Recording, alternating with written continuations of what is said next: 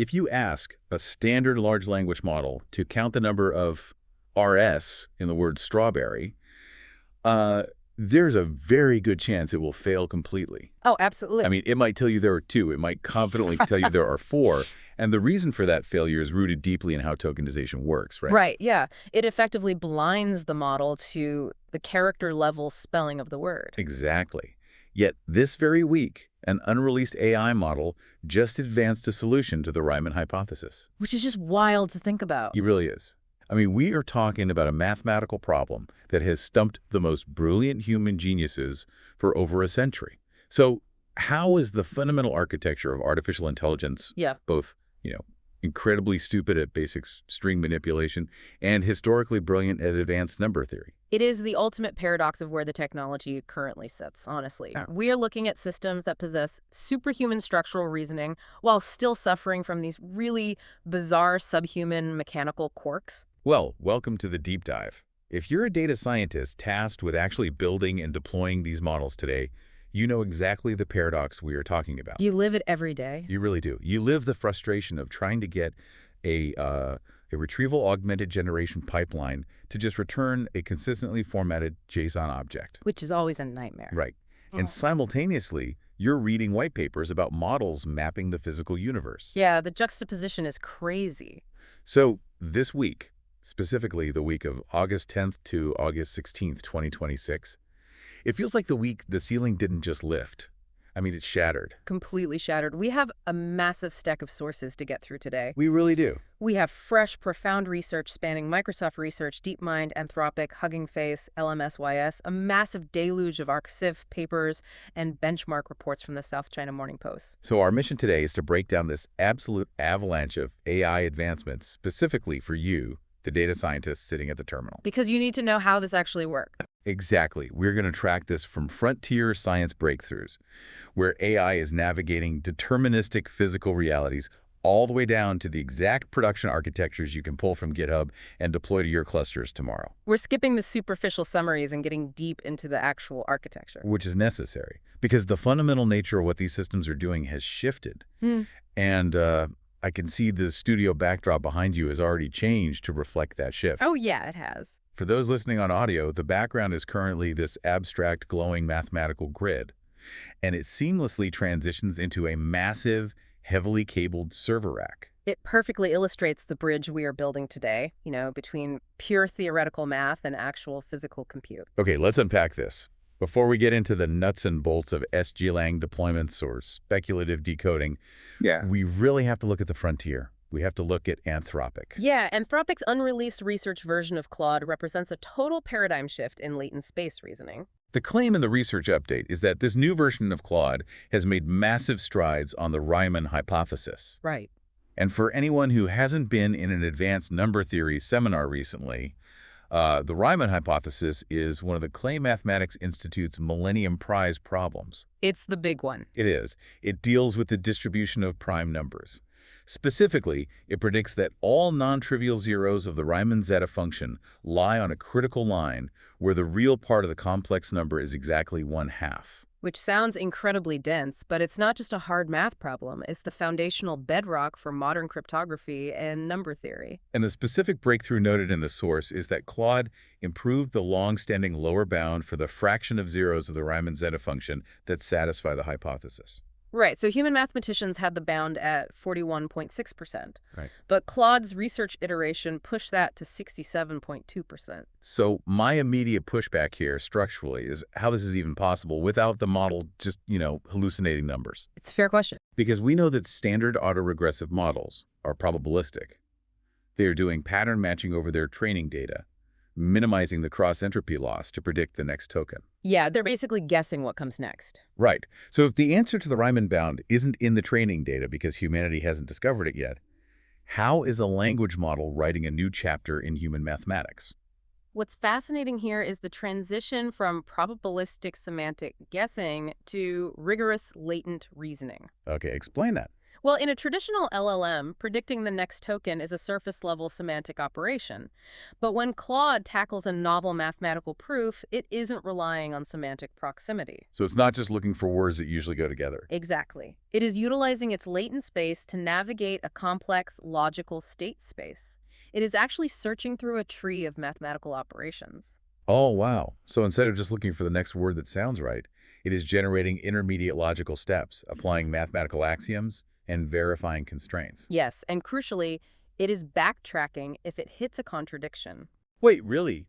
It backtracks? Yeah, the architecture allows the model to pause its output generation and effectively think in its hidden layers. That's incredible. It explores the mathematical state space, generates a hypothesis, tests the bounds of that hypothesis against the deterministic rules of mathematics it has internalized, and then discards the invalid paths. It's a search algorithm operating within a neural representation of mathematics. That's exactly it. That distinction is critical. It's not generating text about math, it's conducting mathematical search in a continuous vector space and then translating the winning path back into text. Right, and we look at the sources, it's not just pure mathematics where this shift to deterministic reality is happening. We have Google DeepMind's WeatherNext as well. WeatherNext is the perfect parallel to the Claude breakthrough. DeepMind is demonstrating fast and highly accurate AI weather forecasting. Yeah, with the source specifically highlighting a massive leap forward in cyclone forecasting. Modeling weather is notoriously difficult because it isn't a semantic problem, right? It's a chaos theory problem. It's pure physics. Exactly. You are dealing with the Navier-Stokes equations, modeling the incredibly complex, chaotic fluid dynamics of the Earth's atmosphere. You have to calculate atmospheric pressure, humidity, thermal dynamics, the Coriolis effect, all over a massive grid. It's historically why we use massive supercomputers running rigid numerical weather prediction models. So how is a neural network doing it better than a dedicated supercomputer simulator? Because a neural network can learn the underlying partial differential equations indirectly from historical data. Oh, I see. Yeah, rather than requiring humans to hand code every single physical interaction. If we connect Claude's math breakthrough to WeatherNext, the underlying theme is identical. Which is moving away from just language. Right. AI is moving out of the purely semantic creative space of language and embedding itself into the rigid, unforgiving constraints of physical and mathematical realities. Because a cyclone's path isn't a high-probability text completion. No, not at all. It is a deterministic outcome of physical state variables. WeatherNext is taking the current state variables of the atmosphere and predicting the next state. It's essentially acting as an ultra-fast, learned physics simulator. For the data scientists listening, this signals a massive shift in how you should view the stack you are building. It really does. You are no longer just building RAG pipelines to summarize PDFs or draft marketing emails. The frontier models are becoming co-investigators for hard scientific modeling. You're moving from manipulating text to simulating reality. And when you have models that can simulate reality and reason through state spaces, you can no longer limit them to a single text prompt. No, you can't. They need a wider operating environment. Which brings us to the next major evolution in the sources. Because these models can reason at this high level, we have to give them agency. We have to let them take actions. Right. Call tools, observe the results, and iterate over long periods. We are officially in the era of agentic architectures. Yeah. And looking at the updates this week, it is an absolute arms race to build the best infrastructure for them. The focus has undeniably shifted from training the foundation models themselves to building the scaffolding that allows those models to operate autonomously. Let's start with DeepSeek out of China. They launched the DeepSeek harness this week. Right, which the sources describe as the foundational digital scaffolding for autonomous AI agents. We also have Microsoft releasing Orchard, an open-source framework specifically designed for training and evaluating AI agents across different tasks. And Microsoft Orchard is particularly vital for the data science community because it targets the complexity bottleneck. How so? Well, it is heavily focused on supporting strong agentic performance from smaller, more efficient models. Here's where it gets really interesting. I have to interject here because if you are a data scientist dealing with production systems, you're probably groaning at the word framework. Oh, I'm sure they are. We already have LangChain, LangMain Index, AutoGen, Crew AI. I mean, the list is endless. It's very crowded. If every major company, DeepSeek, Microsoft, and everyone else, is building their own distinct scaffolding like Harness and Orchard, aren't we just creating a fragmented mess? It definitely looks that way on the surface. Because the pain point for a data scientist right now is framework bloat. You spend more time debugging the complex abstractions of LangChain than you do actually writing the system prompt. Why do we need Orchard? If we connect this to the bigger picture, the fragmentation is real, but Orchard is addressing exactly the pain point you just mentioned, bloat and context window saturation. Okay.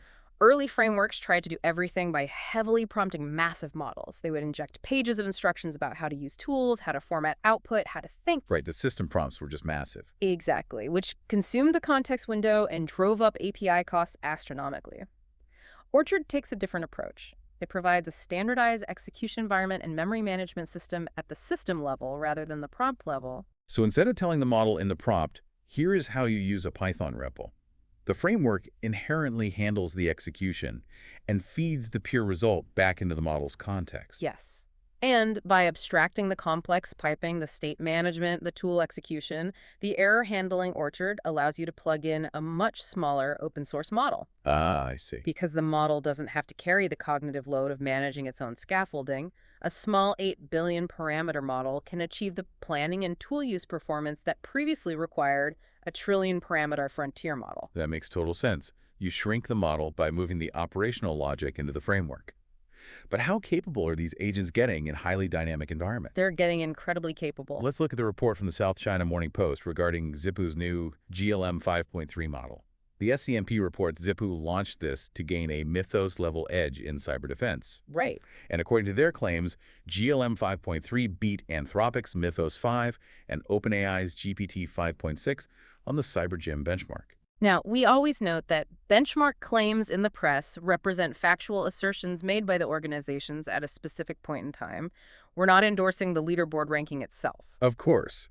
But setting the leaderboard aside, the domain itself, CyberGym, is what makes this significant. Exactly, because cybersecurity is not a static test. Right. It's not an ARC benchmark where you solve a grid and you're done. It's inherently adversarial. It is arguably the ultimate test of the ODA loop.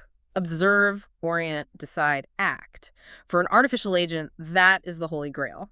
Walk us through what that actually looks like for an agent like GLM 5.3 in a CyberGym environment. If I deploy this as a data scientist for network defense, what is the agent actually doing? It is continuously monitoring network traffic logs, system states, and access requests. That's the observation phase. Okay. When an attacker attempts an exploit, say a zero-day vulnerability in a web server, the agent detects the anomaly. But it doesn't just send an alert. It takes action. Yes, it must hypothesize the attack vector, decide on a countermeasure like isolating a subnet or patching a firewall rule, execute that tool, and then, crucially, observe how the human attacker reacts to the defense. Right.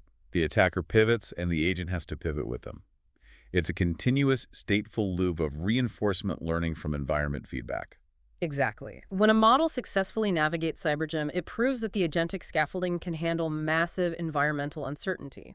It proves the agent isn't just generating a static 10-step plan and executing it blindly. Right. It is reacting to a hostile environment in real time. But if we are running dynamic, stateful agents in continuous OD loops, we immediately crash into a massive wall. Compute and latency. Yes, compute and latency. If my agent is defending a live network, or if I'm running an agent on a robotic arm on a factory floor, I cannot rely on a cloud API. The round-trip network latency alone makes it unviable. Let alone the API costs of running a continuous loop on a frontier model. I mean, you would bankrupt your department in a week. Which brings us into the engine room. To run massive agentic frameworks effectively, you need highly efficient open-source models that can run locally, at the edge, or with highly optimized disaggregated cloud architectures. And I see the studio backdrop has macro-zoomed into a microchip structure to match this. Yeah, that's like a cyberpunk city grid made entirely of silicon, copper, and lasers. It's very cool. And it's the perfect setting for this next batch of sources, because the hardware and open-source efficiency gains this week are staggering. We need to start with Qwen 3.8. Specifically, the Qwen 3.8 2.4T A95B model. That specific naming convention gives away the entire architectural secret of the model. Let's unpack the numbers, because on the surface, they are terrifying for any data scientist managing infrastructure. 2.4 trillion total parameters. That is massive. Historically, loading a 2.4T model into memory would require a server farm and a dedicated power plant. Pretty much, yeah. But the spec says Only 95 billion parameters are active per token, utilizing hybrid attention.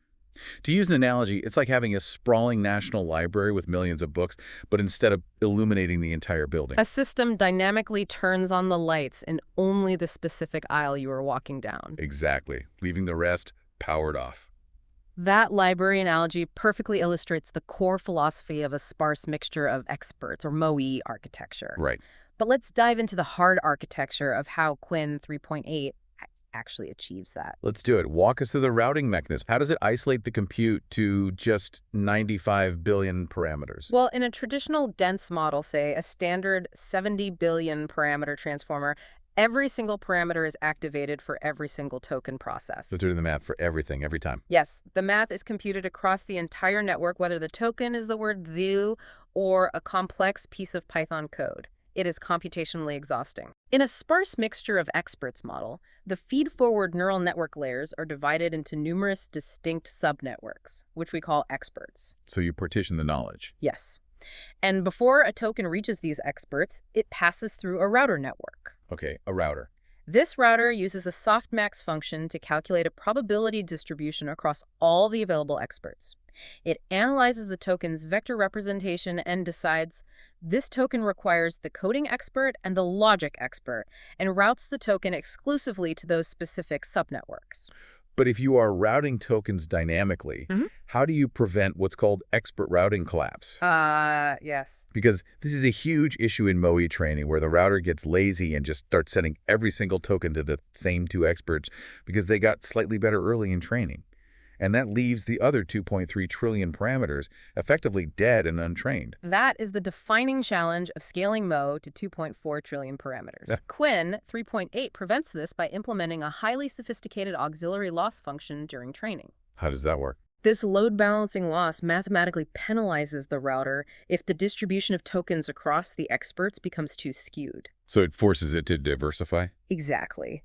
It forces the router to utilize the entire library, ensuring that the vast capacity of the 2.4 trillion parameters is actually populated with specialized knowledge.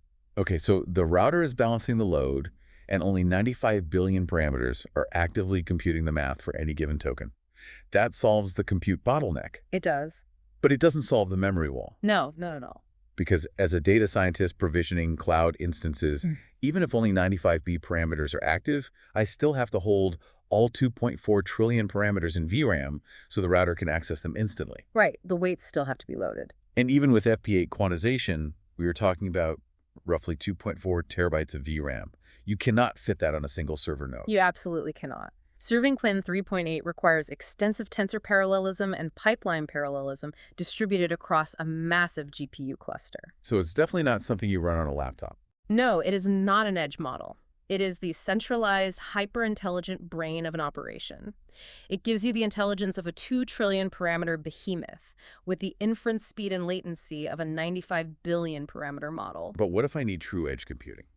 If I'm building an always-on agent, as the industry is moving toward, I can't be calling a massive cluster for every minor OS interaction. Right. The latency would kill the user experience. This is where the true edge models from our sources come into play. We have NVIDIA's Nemotron 3.5 Lightning. That's a fascinating one. The documentation describes it as a customizable open model for always-on agents across local, edge, data center, and cloud. The standout quote for me was its focus on making it see with little resources. And then you have Meta's Muse Glimmer, which is local, agentic, multimodal, and open source, launching with day zero Intel platform support. Oh, wow. Yeah, and Liquid AI's LFM 2.5 2.6b, built specifically for deploying local agents everywhere. These represent a massive counter-movement to the giant MoE clusters. If Qwen 3.8 is the centralized command center, Nemotron 3.5 Lightning and the Liquid AI 2.6b model are the highly trained field operatives running on the ground. And their primary constraints are memory bandwidth and power consumption. Right.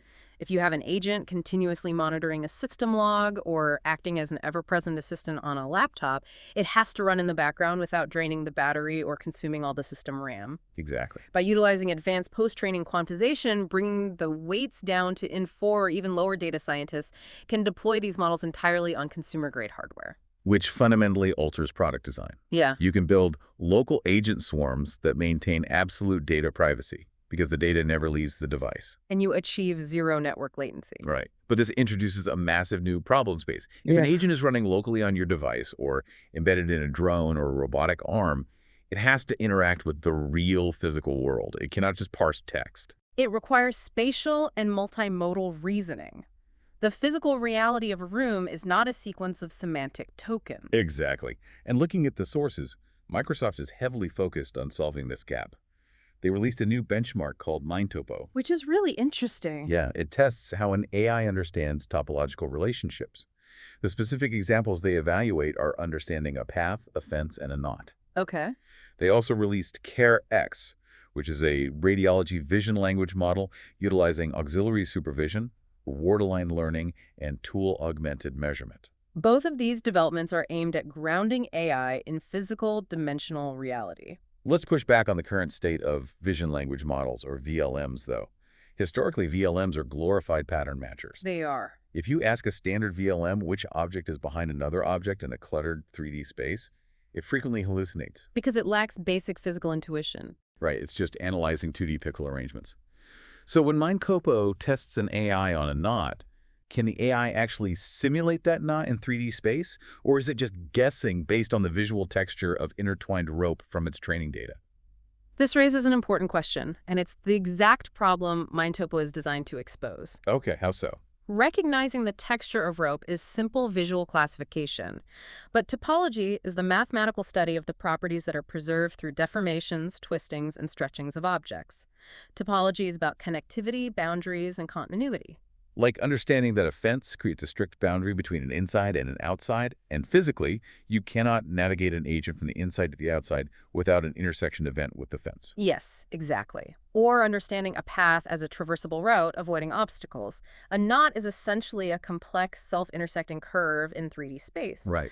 For a robotic agent to physically untie a knot, it cannot rely on 2D pixel matching.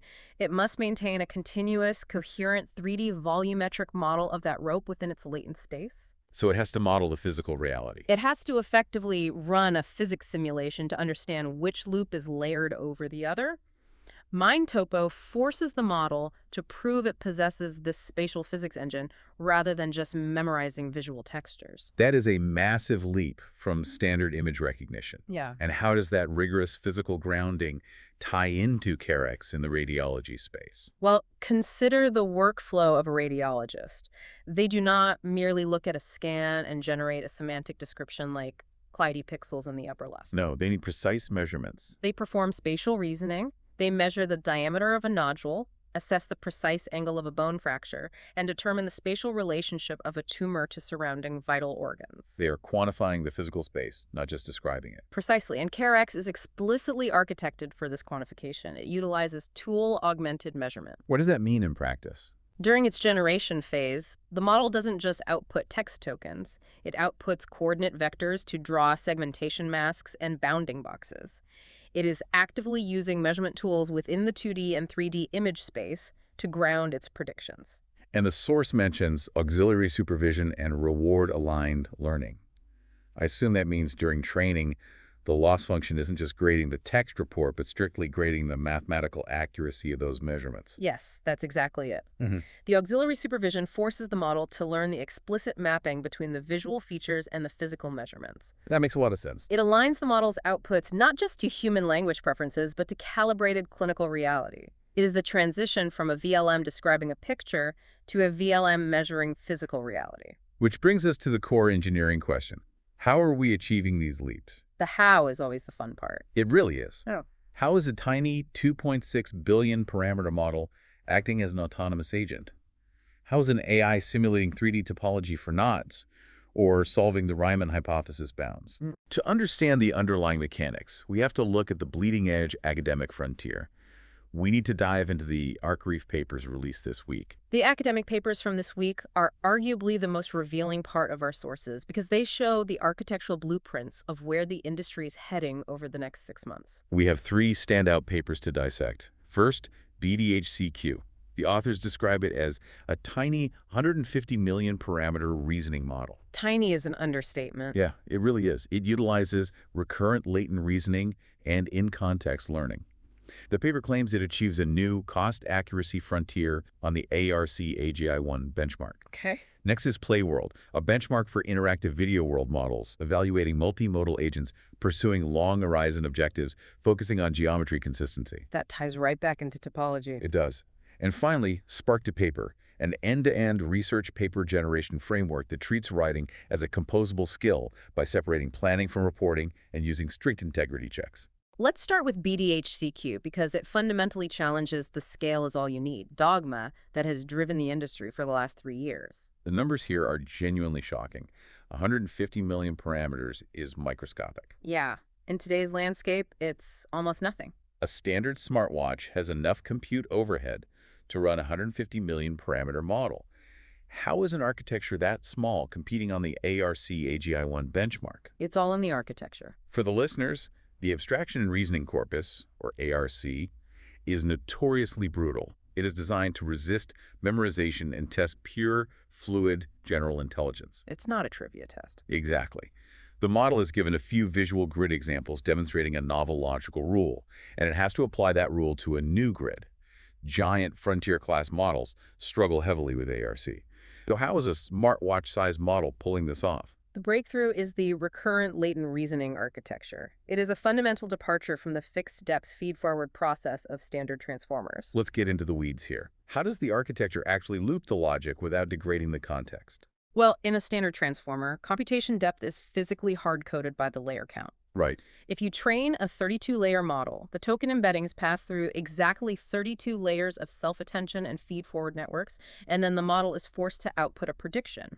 The amount of computational thinking is fixed. So it's rigidly linear. Yes. Massive models solve complex problems by having so many parameters that they effectively memorize vast heuristic shortcuts. So a standard model only gets one shallow pass through its massive memory banks. Yes. BDHCQ changes the paradigm. Instead of building a massive stack of layers, it builds a small, highly optimized block of weights, only 150 million parameters worth. Okay. But instead of passing the data through once, it passes the hidden state vector through the same block of weights iteratively. It thinks in a loop. But historically, recurrent neural networks like RNNs and LSTMs suffer from the vanishing gradient problem, or representational collapse. Right, the signal degrades over time. Yeah, the more times it loops, the worse it gets. How does BDHCQ manage the gradient over multiple passes through the same weights? By utilizing specific gating mechanisms and layer normalizations within the recurrent block, similar to how an LSTM maintains a cell state, but applied to modern self-attention architectures. So it's a hybrid approach. Exactly. The model passes the latent representation of the ARC grid through the weights, refines its understanding of the abstract rule, updates its internal state, and loops it back through. Oh, that makes sense. It trades massive parameter size in VRAM for extended compute time during inference. It scales computation dynamically at test time. It's the difference between having 1,000 people shout their first instinctive guess at a problem versus having one highly logical person sit quietly at a desk and ponder the problem for an hour. Exploring dead ends and refining their hypothesis. Exactly. That is the exact dynamic. Recurrent latent reasoning allows a tiny model to deeply explore the solution space of a novel logical problem, which is why it excels at the ARC benchmark, despite lacking the vast factual memorization of a frontier model. And if we take that concept deep, sustained reasoning over long time horizons, it connects seamlessly to the second paper, Playworld. Playworld tackles the environmental constraints required for long horizon reasoning. Right. If an agent is going to reason over hundreds of steps, the environment it operates in cannot break down. The paper evaluates geometry consistency and state evolution for multimodal agents. This sounds like the next evolution of what Microsoft was doing with MindTopo. It is the temporal extension of MindTopo. Playworld is a benchmark for interactive video world models. What exactly is a world model in this context? A world model is an AI that generates a continuous simulation of a physical environment. Imagine a video game engine, but the physics, lighting, and geometry are generated entirely on the fly by neural networks based on the agent's actions. But anyone who have played with current generative video tools knows the glaring flaw. Yeah, they morph constantly. You generate a video of a street, and as the camera pans, a car morphs into a mailbox, or a door suddenly becomes a window. The latent space forgets the physical constraints over time. And that is a failure of geometry consistency. If you place an autonomous agent into a world model and give it a long horizon objective, for example, navigating a simulated house to find a specific key in the kitchen to unlock a safe in the basement, the agent might need to take 500 distinct actions. And if the world model suffers state degradation and spontaneously turns the basement stairs into a solid wall while the agent is in the kitchen, the agent's carefully constructed plan instantly fails. Exactly. The environment must maintain strict object permanence and spatial coherence. So Playworld measures that. Playworld benchmarks whether these simulated environments can stay physically robust long enough for agents to actually execute deep logic. It measures state evolution, does a glass shatter correctly when dropped, and do the shards remain on the floor 10 minutes later. So BDHCQ provides the deep logical loop for the agent, and Playworld ensures the simulated training ground for that agent remains physically coherent. They complement each other perfectly. Which brings us to the final paper, Spark to Paper. What happens when these agents finish their long horizon tasks and need to document their findings? Spark to Paper addresses the critical bottleneck of AI in scientific research, the hallucination of data and citations during long-form generation. The paper treats end-to-end research generation as a composable skill. Right. I think every data scientist has experimented with asking an LLM to write a literature review, only to find out the model completely fabricated non-existent authors, fake journal titles, and phantom DOIs to make the text flow better. It's a huge problem. It's a semantic smoothing problem. Yeah. How does Spark to Paper structurally prevent this? By explicitly divorcing the planning and reasoning phase from the prose generation phase. Okay, walk us through that. When a standard LLM tries to outline a complex scientific argument and simultaneously generate the exact academic prose for it, the autoregressive nature of the model often forces it into a semantic corner. It paints itself into a corner. Right. It predicts a token that sounds academically appropriate and then has to hallucinate a fake citation to justify the sentence it just generated. It lies to maintain the narrative flow. Precisely. Spark to Paper halts this by separating the tasks into discrete agentic workflows. So it's multiple agents. First, a planning agent analyzes the experimental data and the literature. It builds a rigid structural skeleton of the paper. It identifies the exact claims that will be made and maps them to specific retrieved data points or actual database citations. So it builds an inflexible blueprint. Yes. And then, before a single word of prose is generated, the system enforces integrity checks. How rigorous are these checks? A separate verification agent cross-references every proposed citation against live academic databases. It mathematically verifies that the claims made in the outline match the underlying dataset. It automates the peer review and data validation process internally. Only after the structural outline passes these strict integrity checks is the reporting agent allowed to synthesize the final text. The creative generation is tightly constrained by the verified blueprint, which drastically reduces fabrication. Okay, we have covered immense ground. We started with Claude pushing the theoretical boundaries of the Riemann zeta function.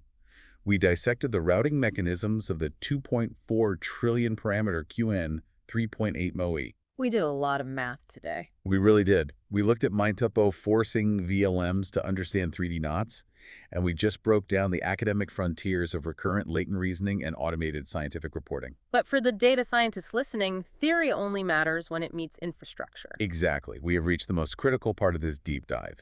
How do you actually put these massive sparse models and these hyper-efficient edge agents into production today? And the studio backdrop has shifted to reflect this. We are looking at cascading terminal deployment screens and infrastructure graphs. This is the production playbook. The sources from the LMSYS and SGLang ecosystem this week outline an incredibly robust deployment architecture. Let's run through the updates. All right, let's do it. SGLang announced immediate Devereaux support for both Qwen 3.8 and Nemotron 3.5 Lightning. We have the release of SpecForge v0.3.0, defined as a unified, disaggregated, and co-located speculative decoding stack. Okay. HPCOps announced an integration with SGLang for high-performance attention and router GAMM from Tencent Hunyuan. And SGL Diffusion released a full-stack performance optimization, replacing the Hugging Face backend with SRT to accelerate autoregressive modeling. That is a dense, highly specialized stack of infrastructure updates. It is. So let's synthesize this. If I'm a data scientist and my engineering director tells me I need to deploy a multimodal agent architecture supporting both a massive central reasoning model and fast local edge routing by the end of the month, How do I build this stack? We build it layer by layer. At the absolute base, you need your inference engine. Right. You need the serving layer that actually loads the weights into the GPUs and manages the incoming requests. That is SGLang. And the source mentions replacing the Hugging Face backend with SRT. Unpack SRT for us, because that's a crucial piece of jargon. SRT stands for SGLang runtime. The standard Hugging Face backend is fantastic for prototyping, but in a high-throughput production environment, it suffers from memory management bottlenecks. Specifically around the KV cache, right? Yes, the key value cache that stores the context of the conversation so the model doesn't have to recompute past tokens. SRT implements radix attention, which is a highly optimized way to manage and reuse the KV cache across multiple similar requests. So if I have 10 different agents all sharing a massive common system prompt, SRT ensures I'm only storing that system prompt in VRAM once, utilizing a radix tree structure to share the memory across all 10 requests. Yes, that dramatically increases your throughput. That's huge. And SGLang providing day zero support means you don't have to spend a month writing custom CODA kernels to support the novel hybrid attention mechanics of a brand new model, like Qwen 3.8. You pull the model, point SGLang at it, and it serves. Okay, so SGLang with SRT is my foundation. But serving Qwen 3.8 is still computationally massive. Even with the router limiting it to 95 billion active parameters, calculating that routing mechanism across a massive cluster introduces severe latency. It does. How do I serve this in production without the latency making the agent unusable? This is exactly the problem HPC Ops and the router GM integration solves. Break down the math behind router GMM. Why is the router itself a bottleneck? Because the router network in a MOE model has to look at the token vector and perform matrix multiplication against the weights of the routing layer to generate the softmax distribution that selects the expert. And matrix multiplication is known as GMM, General Matrix Multiply. Right.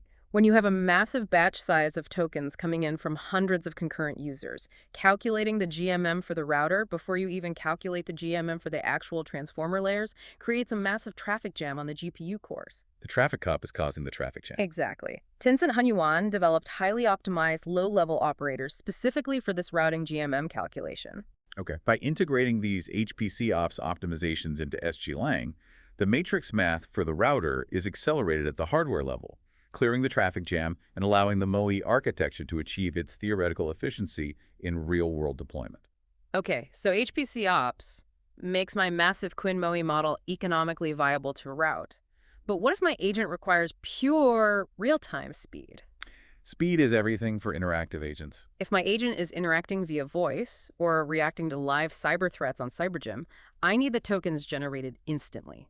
Autoregressive generation is inherently slow because it's memory bandwidth constrained. Right. It has to read the massive weight matrices from VRAM to the compute cores for every single token it generates. Which is why you implement SpecForge v0.3.0 into your SGLang stack to enable speculative decoding. This is a concept that data scientists need to master immediately. Walk us through the mechanics of speculative decoding and specifically the token acceptance rate math. Speculative decoding breaks the sequential bottleneck of autoregressive generation by pairing two models together. Okay, so you run two at once. You have your target model, the massive, brilliant, slow model, like Qwen 3.8, and you have your draft model, a tiny, highly aligned, incredibly fast model. Senior architect and a junior intern. Yes, that's a perfect analogy. Because the intern is small, it can fit entirely within the fast RAM of the GPU, bypassing the memory bandwidth bottleneck. The draft model quickly guesses, or drafts, the next sequence of tokens, say 5 tokens at a time. It just fires off its best guess. Right. It hands this sequence to the target model. The target model then evaluates all 5 drafted tokens simultaneously, in parallel, in a single forward pass. So instead of the massive model computing 5 separate forward passes, it does one pass to grade the intern's work. Exactly. How does it decide to accept or reject a token? It mathematically compares the probability distribution of the draft model's tokens against what its own probability distribution would have been. Okay, so if they agree, If the draft token matches what the target model would have strongly predicted, it accepts it. If the draft model hallucinates on the 4th token, the target model accepts the first 3, rejects the 4th and 5th, and outputs its own correct 4th token. you just generated 3 tokens for the computational time of 1. That is brilliant. It speeds up everything without sacrificing accuracy. But SpecForge v0.3.0 specifically highlights disaggregated and collocated stacks. What is the architectural difference there for a data scientist provisioning cloud instances? Collocated means the draft model and the target model sit on the exact same GPU or local cluster. This is great for smaller models, but 2.4 trillion parameters won't leave room for a draft model. Right, you're already maxed out. Disaggregated is the breakthrough. It allows you to run the tiny draft model on a cheap, isolated node like a single L4 GPU and run the massive target model on a heavy H100 cluster. But wait, if they are on different nodes, you have to transfer the KV cache of the accepted tokens across the network between the nodes. Doesn't that PCIe or network bandwidth latency completely erase the speed gains of speculative decoding? It used to. But SpecForge v0.3.0 optimizes the asynchronous prefetching and compressed KV cache transfer over the network, effectively masking the transfer latency behind the compute time of the target model. Oh, that's clever. It gives the data scientist total flexibility to balance compute loads across varied hardware while maintaining maximum generation speed. So to summarize the ultimate production playbook, you use SGLang with the SRT backend to manage your KV cache and serve your models. Check. You integrate HPCOps router GEMM to mathematically optimize your traffic routing if you are serving massive MOE models like Qwen 3.8. Check. You deploy SpecForge v2.3.0 in a disaggregated setup to utilize speculative decoding, pairing a fast draft model with your massive reasoning model to break the autoregressive speed limit. Got it. And for the actual agents operating locally on devices, you deploy hyper-efficient int4 quantized models like Nemotron 3.5 Lightning. That is a complete cutting-edge end-to-end production ecosystem that bridges the gap between theoretical research and actual enterprise deployment. The velocity of this industry is breathtaking. We started this hour exploring how an AI is navigating the continuous vector space of the Riemann zeta function to rewrite human mathematics. We really went from the abstract to the metal. We did. We broke down how models are learning the chaotic physical fluid dynamics of cyclones with WeatherNext. We analyzed the architectural frameworks required to give agents autonomy with Microsoft Orchard and DeepSeek Harness. And we tore down the matrix math of sparse mixture of experts routing. Yes, explored recurrent latent reasoning loops, and finally assembled the exact open-source software stack required to deploy all of it. The distance between the academic frontier on ARX4 and the production deployment on GitHub has never been shorter. Which brings me to a final provocative thought to leave you, our listener, to mull over as you head back to your terminal. We have connected a massive amount of dots today, but let's string them all together into one specific hypothetical scenario built entirely using only the technologies we discussed in the last hour. I like where this is going. Consider the board as it is currently set. We have autonomous agent frameworks like DeepSeek Harness, designed to manage complex workflows and continuous ODELA loops. Right. We have hyper-efficient open-source models like Qwen 3.8 and LiquidAI's 2.6b, which can be served efficiently via SGLang and SpecForge. Yes. We have the architecture for deep sustained logic via recurrent latent reasoning, as demonstrated by BDHTQ. We have models that inherently understand physical and mathematical state spaces, like Claude and MindTopo. And crucially, we have Spark to Paper, an automated framework designed to plan research, execute strict integrity checks, and generate formatting without hallucination. Exactly. The individual components for a complete closed-loop scientific discovery engine are all fully functional and publicly documented. It's all there. So here's the question. If a data scientist takes these specific existing repositories, wires them together, and simply provisions the compute, how long until an autonomous agent swarm starts publishing its own novel mathematical proofs on ArtsFIF, completely unprompted by human researchers? That is a wild thought. How long until an agent, given a standing prompt to explore prime number distributions, utilizes recurrent reasoning to navigate the state space, finds a new proof for a subset of the Riemann hypothesis, uses Spark to Paper to perfectly format the academic citations, passes its own automated integrity checks, and uploads the paper to the academic community while the data scientist who built the pipeline is asleep? It is no longer a question of science fiction or theoretical capability. It is strictly a question of systems integration. The tools are on GitHub. It is just waiting for someone to build the pipeline. The paradigms are shifting faster than we can document them, but the tools being built in the dark are mathematically profound. Thank you for joining us on this deep dive. Take these architectures back to your clusters, keep questioning the boundaries, keep building the future, and most importantly, stay curious. We will see you next time.